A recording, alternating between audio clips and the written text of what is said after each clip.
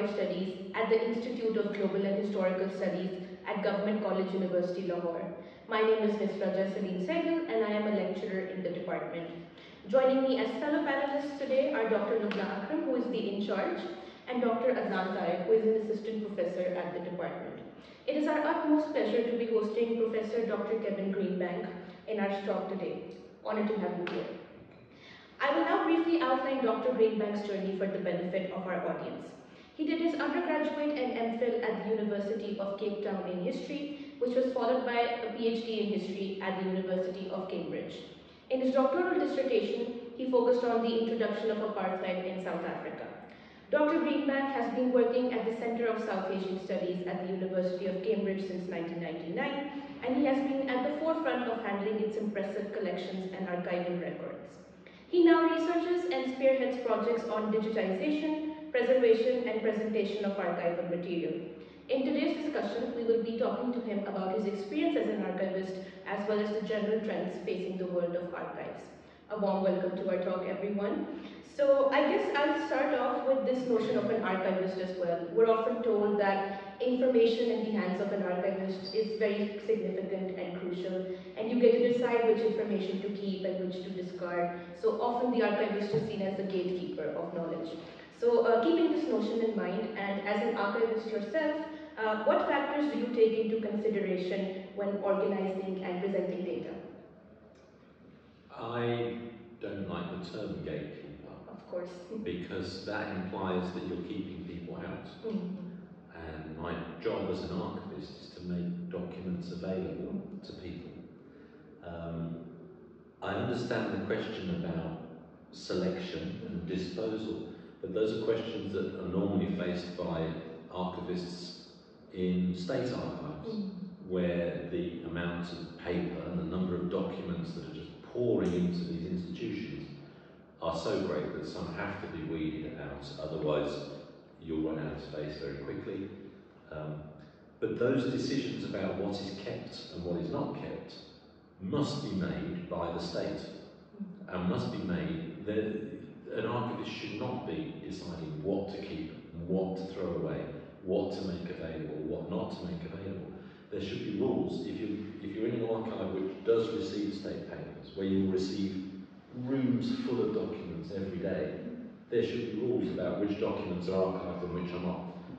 And the people who do the weeding out and the throwing away should simply be following those rules and then throwing away.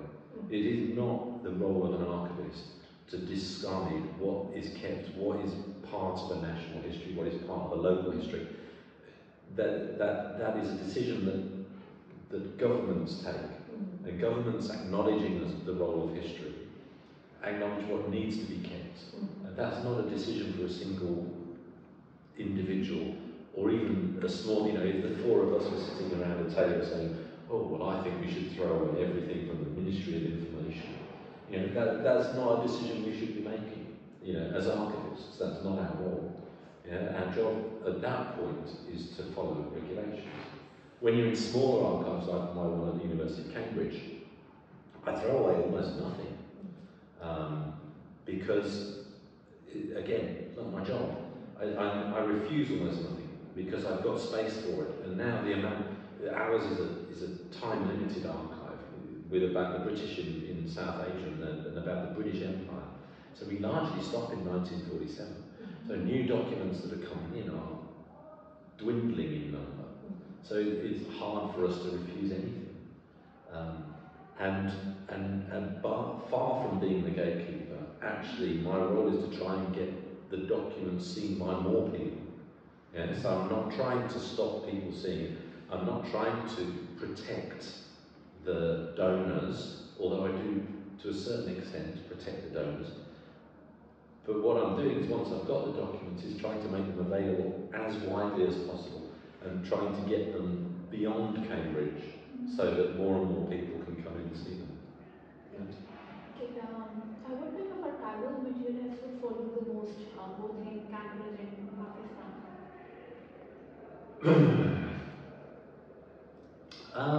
Your favorite collections in both? My favourite collections, I know, that's what I'm trying to think. I like collections that tell a clear story. I like the collections that have an inherent interest, and that touch you, that bring the human into the room. Yeah. So I mean, I love.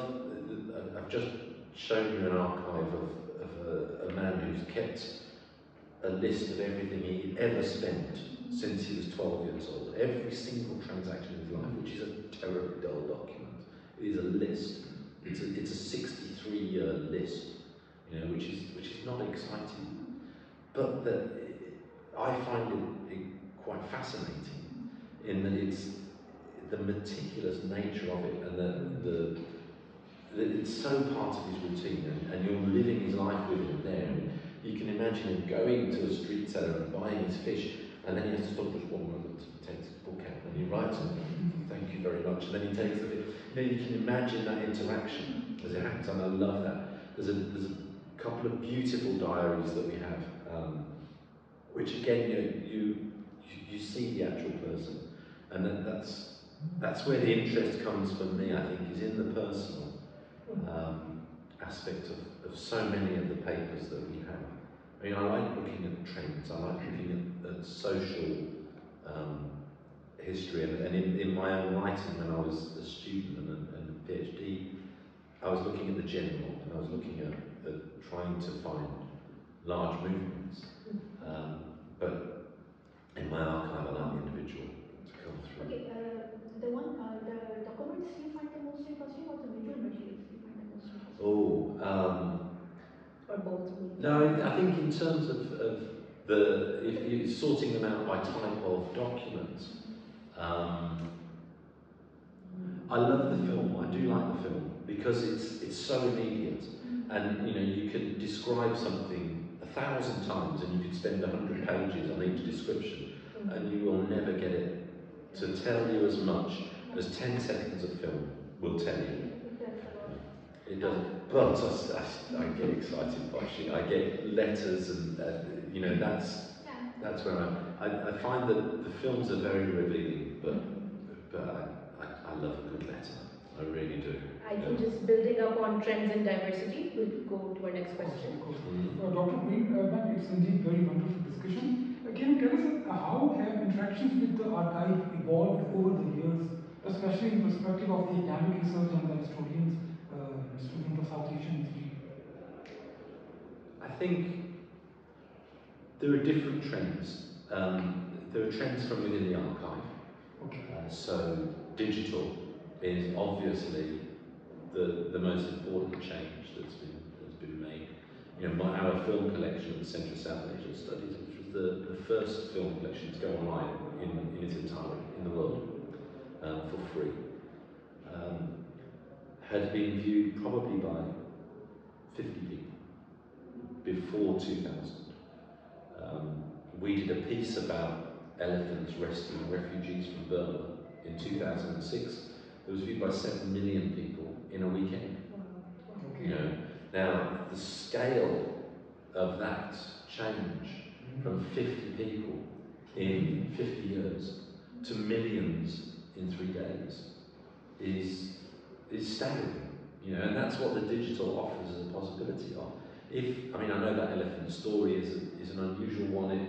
It ticks many boxes. You know, it's got World War II, it's got heroic adventures, it's got the sort of boy's own comic element to it, and it's got elephants.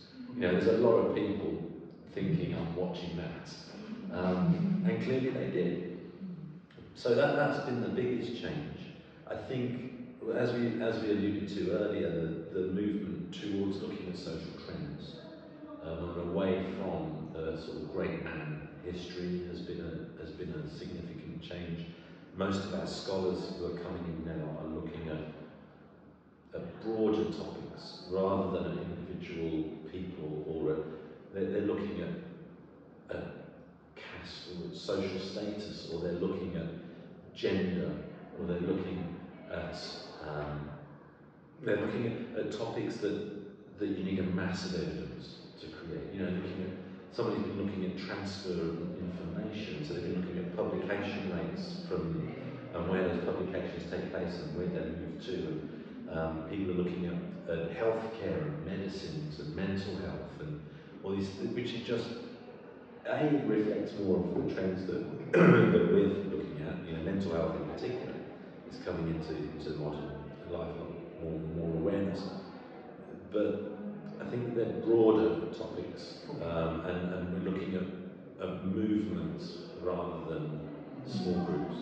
You know, there's nobody's looking at, you know, what the leadership of, you know, the Congress Party or the All India Muslim, you know, nobody just, those days have gone, you know, when the thoughts of, you know, Jinnah and his coterie were being studied and PhDs were written about it. Those days have gone for now.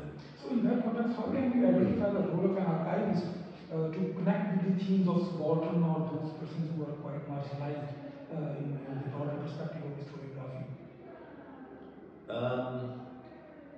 It's difficult, and you can't.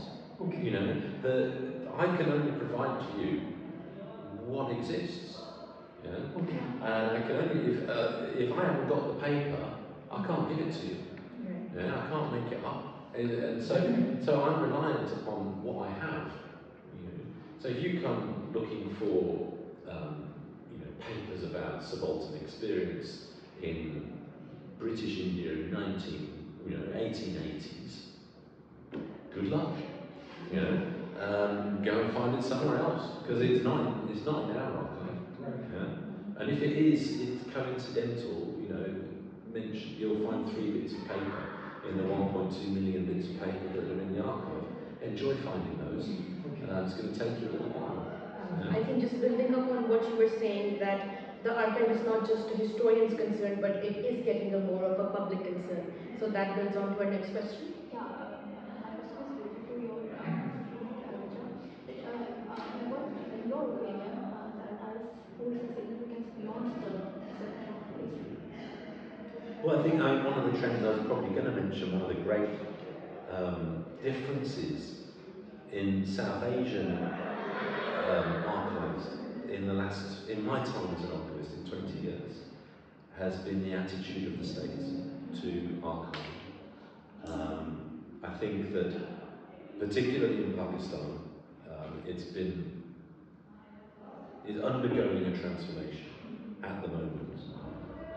You know, 10, 15 years ago, I came to visit to Lahore and found archives were very much secondary, if that high, actually. That there was no acknowledgement of the importance of archives. The storage of archives was not considered that important.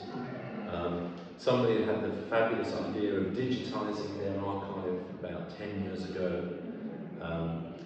And the thing that the government, I won't mention which government, but it was not the national government, the thing that the government enjoyed about that was that it would allow them to throw away the paper and save money on looking after the paper because they had the digital. But what was very heartening about that is, once it was heard about, is that there were newspaper reports and people wrote to the newspaper saying, no, this is wrong, you can't do this, and this is not the way that it should work. And the government has listened, which is the most remarkable thing of all. And now we see the state, we see parastatal organisations, and that are creating new archive spaces in Pakistan, and that with a deep understanding of how important an archive is, and an understanding of the impartiality that's required as well. But the importance of archives to the national message, to the national story, has been recognised. That's why we established this department. Absolutely, but it's a real step forward. But it's nice as well that you know, Pakistan. It's very odd, isn't it? Pakistan is viewed as a new nation, and India is viewed as a really old nation. And yet, actually, in real terms, there's a day apart. Now, I know that there was something called India before, but it wasn't what that country looks like on the other side of the Wagga border. But there's, so archives in India are telling this ancient story of this ancient nation, and archives in Pakistan are telling the new story of a new one, which is a very strange position to be in. But the recognition over here that archives are central to the national story, that you back up the history of the creation of Pakistan only by having archives that people can refer to, rather than creating a story of a country and hiding everything else from the archive. I find it really heartening that the recognition that archives have to be central to what the story that we're going to tell ourselves about this country and about this area. I think it's really good. I think you're referring a lot to development through the state and other initiatives. But of course, with development, we have obstacles as well. So we'll get to the next question. Dr. Greenbank, you have been visiting India and Pakistan and South Asia generally since 1.5 decades. What do you think is the most serious challenge facing the archives of India and Pakistan? And their infrastructure as well. I mean, the problem is the same problem as everywhere. It doesn't matter whether it's India or Pakistan or Cambridge or the United States, it's money. Okay. What we can do is always limited by what we can afford to do. Okay. Now, my archive, I'm at the University of Cambridge, my archive has zero budget. Literally, no, my budget is zero. I have to make my own money to run the archive. We sell the films to documentary makers, and we make our own money. My budget is zero, and everyone thinks, oh, you're from the University of Cambridge, you have loads of money, you must be stuffing cushions with the stuff. No money at all for our archive. And so that problem is the financial problem. Getting people to notice that you are important and that you need to exist, which has been successfully done here, I think is really great. And then B, getting proper investment into that. That's once you've got proper backing and proper finances, you can do everything that you need to do. I think that there is an invaluable international network of expertise and knowledge that people now tap into, and we all know that that exists, and we all contact it. I mean, I'm here talking to you guys, and we are learning things from each other as we go, I hope. I'm certainly learning things. I hope I'm passing some things on. But, when I have a problem with a document I don't know how to fix, I know I can phone somebody. That international network exists. That's great. Money's our big problem. Obviously, you've got different problems with climate, which is different to the problems I have with climate. You have problems with documents drying out. I have problems with documents getting too wet and too cold. That's all solvable with money. Money is the problem. And so long as you've got the correct attitude around you, of the bodies around you that support, or that your environment administratively and institutionally is a healthy one, then you're safe, and you've got money to do that. Well, whatever money you've got, you'll do the best you can with it. You're okay. But that's the same problem worldwide, everywhere. I think a lot of solutions to this, in terms of especially climate change and physical barriers, has been the digitalization policy. So I guess just building up on this, because we have a digital turn happening in the archives, but do you see any predictable events happening about this trend in the future, particularly with countries that might not have the technological infrastructure as well, and how they're being adversely impacted? So can we anticipate any future trends with the digital turn in the archive? I think it's going to go less high-tech. I think that if you look at places like where I work in Cambridge, if I want to do a digitisation project, I have to go to the university library, to the digital content unit, and I'll go in the queue and they'll photograph things for me. And then they'll produce a document that you could blow up to fill that wall over there, and it would look beautiful, and it would be, millions of pixels per whatever, and it's utterly pointless, because only twice ever is anyone going to use it in an exhibition and not everything is going to be used in an exhibition. Most of the people want to look at something on an iPad, on a phone, or on a computer screen. And that's all the size that you need. And we're producing these documents that cost a fortune to store because they use a lot of storage space. They cost a fortune to create because you've got to have very specialist equipment to create them. And they're utterly useless because what's most useful is a small PDF that's quick to download and readable. 99.9% of my users want to read the documents. They don't want to use them in exhibitions. And when they do want to use them in exhibitions, they'd like to look at small documents and then go, I'll have that one please, and that one, and that one. And then we blow those up and we make great big fancy ones of those. I'm digitising my archive at the moment to PDF, and no one's very happy with me. But it will be readable, and it will democratise. Absolutely. And it also means that if you're doing that here and you're digitising to a decent size, well, to a PDF that is good enough to be, that's readable, it means that people out here in areas where the Wi-Fi, where the internet connections are not strong, where broadband is not reliable, they can still get a copy. They don't have to wait 14 hours for one document to download because it's a 263 megabyte, image of, 64-bit TIFF with this, that, and the other, and all the other archival rules followed.